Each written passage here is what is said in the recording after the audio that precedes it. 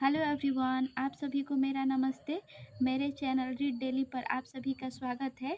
अगर आप B Ed first year, second year या सीटेट या स्टेट एग्ज़ाम की तैयारी कर रहे हैं तो आज का वीडियो आप लोगों के लिए है। जो विद्यार्थी खासकर में साइंस बैकग्राउंड से है उनके लिए। तो आज के इस वीडियो में हम जानेंगे जीव जीव क्या होते हैं, जीवों के लक्षण क्या होते हैं। तो आइए शुरू करते हैं। जीव जीव वे होते हैं जिनमें जीवन होता है, जीव होते हैं। जैसे मनुष्य हो गया, कीट पतंगा हो गया, जीवित पेड़ पौधे हो गए, ये सब जीव होते हैं।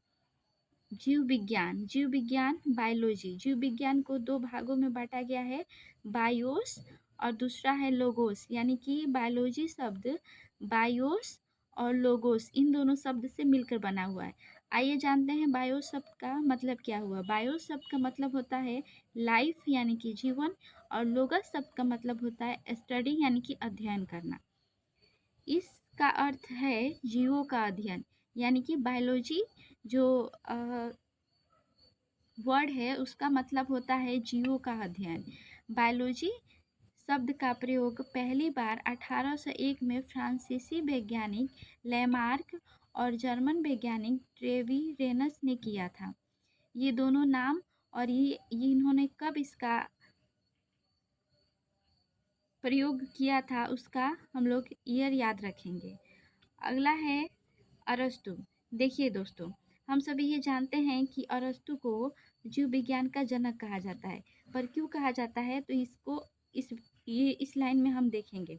अरस्तु, जिन्हें अरिस्टोटल ने जीव विज्ञान को विज्ञान की अलग शाखा के रूप में स्थापित किया, इसलिए अरस्तु को जीव विज्ञान का जनक कहा जाता है। क्योंकि इन्होंने विज्ञान जो विषय होता है हमारा, विज्ञान से निकाल करके एक अलग शाखा बनाया जंतु विज्ञान को, तो इसलिए उन्हें जंतु विज्ञान नहीं जीव विज्ञान को, इसलिए उन्हें जीव विज्ञान का जनक कहा जाता है। उसके बाद हम नेक्स्ट टॉपिक देखते हैं, जीव या अथवा सजीवों के लक्षण।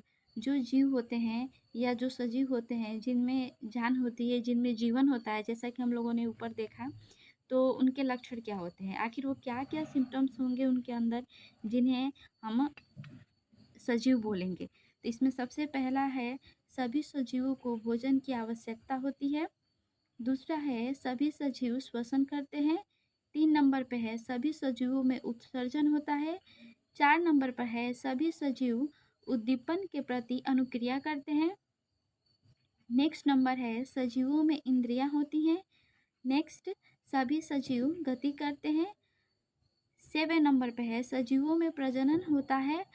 8 नंबर पे है, सजीवों में वृद्धि होती है। और 9 नंबर पर है, सजीवों की मृत्यु होती है। ये सभी जो 9 दिए हैं ये प्रमुख लक्षण हैं।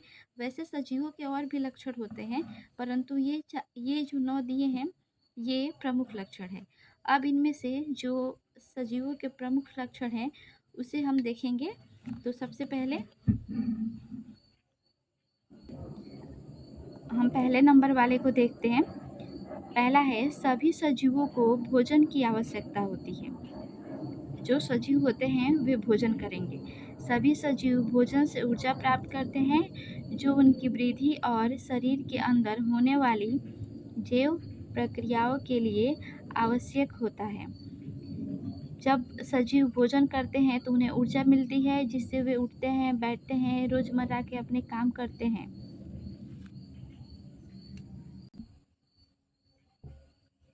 इसमें अगला पॉइंट है, पौधे प्रकाश संश्लेषण द्वारा स्वयं भोजन तैयार करते हैं और प्राणी प्रत्यक्ष और अप्रत्यक्ष रूप से पौधे पर निर्भर हो रहते हैं। कुछ जंतु दूसरे जीवों को भी खाते हैं, यानी कि जो पेड़ पौधे पौधे होते हैं वो सनलाइट में प्रकाश संश्लेषण करते हैं और अपना भोजन खुद तैयार करते हैं। और जो मनुष्य होते हैं या दूसरे जंतु होते हैं वे प्रत्यक्ष या अप्रत्यक्ष रूप से डायरेक्टली और इनडायरेक्टली पौधे पर निर्भर करते हैं। कुछ जंतु जो होते हैं वो दूसरे जीवों को भी मार करके खाते हैं, और कुछ जो होते हैं दूसरों का जैसे परपोषी होते हैं वे दूसरे जीव पर रहते हैं और उनका वो ब्लड सक करते हैं, जो जिसे परपोषी कहा जाता है। सभी अगला नंबर है जो सजीवों का प्रमुख लक्षण था, उसमें सेकंड नंबर है, सभी सजीव श्वसन करते हैं। आइए इसे देखते हैं हम। इसमें पहला पॉइंट दिया हुआ है, श्वसन प्रक्रिया के द्वारा ही भोजन से ऊर्जा प्राप्त करते हैं। सांस लेना श्वसन प्रक्रिया का ही एक भाग है। ऑक्सीजन गैस अंदर ले जाया करते हैं और कार्बन डाइऑक्साइड गैस बाहर निकाला जाता है। जब श्वसन होता है, श्वसन के द्वारा ही भोजन से ऊर्जा प्राप्त किया जाता है। जब हम सांस लेते हैं तो हम ऑक्सीजन को अंदर लेते हैं और कार्बन डाइऑक्साइड को बाहर निकालते हैं। एक वयस्क मनुष्य 1 मिनट में 15 से 18 बार सांस लेता और छोड़ता है। पौधों में गैसों का आदान प्रदान मुख्य रूप से पत्तियों के द्वारा होता है। पत्तियों में उपस्थित सूक्ष्म रंध्रों के द्वारा ऑक्सीजन अंदर जाती है और CO2 गैस बाहर आती है। जैसा कि हम सभी जानते हैं कि जो पेड़ पौधे होते हैं वे हमें ऑक्सीजन देते हैं और कार्बन डाइऑक्साइड लेते हैं। प्रकाश संश्लेषण में पौधे कार्बन डाइऑक्साइड गैस अंदर लेते हैं और ऑक्सीजन गैस बाहर निकालते हैं। प्रकाश संश्लेषण केवल दिन में होता है, जबकि श्वसन क्रिया रात दिन होती है। प्रकाश संश्लेषण सूर्य की उपस्थिति में होता है, इसीलिए वह केवल कब होगा, तो दिन में होगा, और जो श्वसन की क्रिया है वह रात दिन होती है। इसमें हमारा अगला टॉपिक है, सांस लेने की क्रिया या गैसों के आदान प्रदान की क्रिया सभी जंतुओं में एक जैसी नहीं होती है।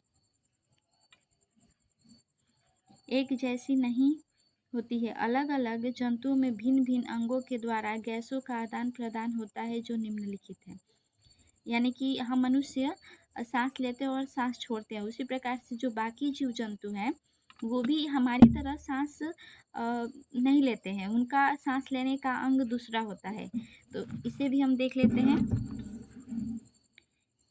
इसमें मैंने 2 कॉलम बनाया हुआ है, एक है जंतु और एक है श्वास अंग।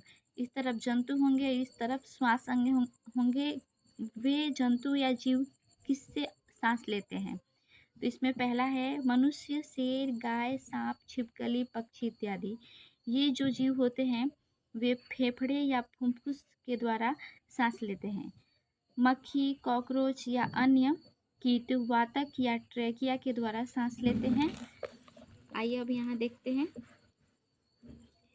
जो केचुआ होता है, ये केचुए की त्वचा आर्द्र और चिकनी होती है। जो केचुआ होता है वो त्वचा के द्वारा सांस लेता है।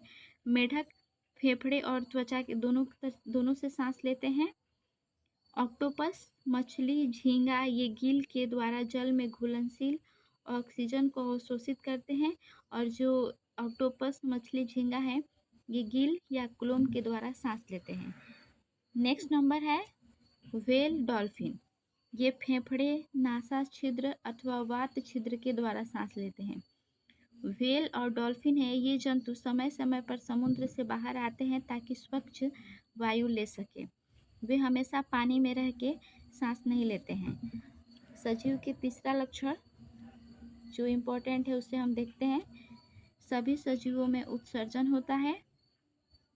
जिस प्रक्रिया के द्वारा सजीव अपने शरीर से अपशिष्ट पदार्थों को बाहर निकालते हैं उसे उत्सर्जन कहा जाता है। अपशिष्ट पदार्थ हो गया जो बेकार हो गए हैं, जो वेस्ट हो गए हैं, जिस बाहर निकाल देते हैं उसे उत्सर्जन कहा जाता है। जंतु मूत्र एवं मल के माध्यम से अपशिष्ट पदार्थों को बाहर निकालते हैं। मुख्य उत्सर्जन अंग वृक्क होता है। मनुष्य का पसीना भी एक प्रकार का अपशिष्ट पदार्थ है। जो पक्षी होते हैं वे बीट करते हैं और बीट के माध्यम से वे अपने शरीर के अपशिष्ट पदार्थ को बाहर निकाल देते हैं। इसमें नेक्स्ट नंबर है पेड़ और पौधे अपशिष्ट पदार्थों को या तो स्राव के माध्यम से बाहर निकाल देते हैं अथवा इन पदार्थों को ऐसे भाग में इकट्ठा कर लेते हैं जिससे उनको हानि न पहुँचे। तो ये था हमारा जीव के बारे में वीडियो। इसके अगला पार्ट हम नेक्स्ट वीडियो में देखेंगे। उम्मीद है मेरे द्वारा बनाया हुआ वीडियो आपको पसंद आया होगा, या जो भी मैंने समझाया होगा आपको समझ में आया होगा। अगर आपको थोड़ा सा भी कुछ भी समझ में नहीं आया हो तो आप मुझसे पूछ सकते हैं कमेंट बॉक्स में। आप सभी का बहुत बहुत धन्यवाद मेरा वीडियो देखने के लिए। Thank you so much everyone.